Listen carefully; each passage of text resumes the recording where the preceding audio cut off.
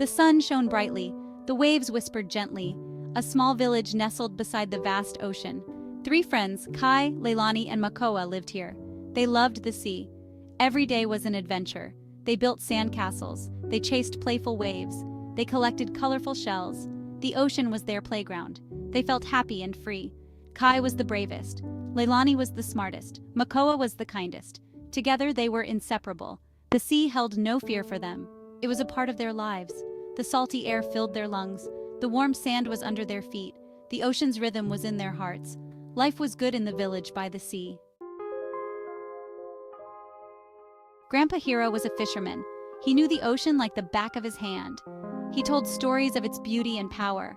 The children listened with wide eyes. "The ocean gives life," he said one day. "It provides food. It connects us all." The children nodded. They had seen his catches. They knew the ocean's bounty. But the ocean also commands respect, he warned. It can be fierce. It can be unforgiving. He pointed to a distant, churning part of the sea. Never underestimate its strength. The children took his words to heart. They knew the ocean had 2 sides. It could be calm and playful. It could also be wild and dangerous. They respected its power. Grandpa Hero taught them to read the signs. He showed them how to spot changing currents. He explained the dangers of riptides. He wanted them to be safe. He wanted them to be prepared.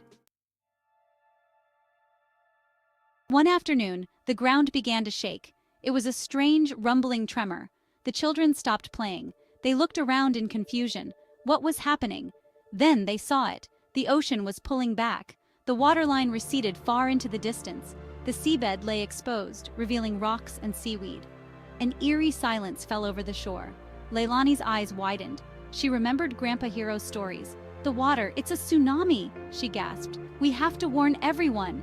Kai and Makoa felt a surge of fear, but they knew they had to act fast. A tsunami was coming. It was a giant wave, more powerful than any storm surge. They had to warn the village. "Run!" shouted Kai. He sprinted towards the village. Leilani and Makoa followed close behind. They had to reach higher ground. They had to warn everyone. They ran through the narrow streets. They banged on doors. "Tsunami! Tsunami! Get to high ground!" they yelled. People looked out, confused and sleepy. Some dismissed their warnings. Others hesitated, unsure of what to do. But the children's frantic cries and the sight of the receding ocean convinced many. People started to move. Families gathered their belongings. They helped their elderly and young.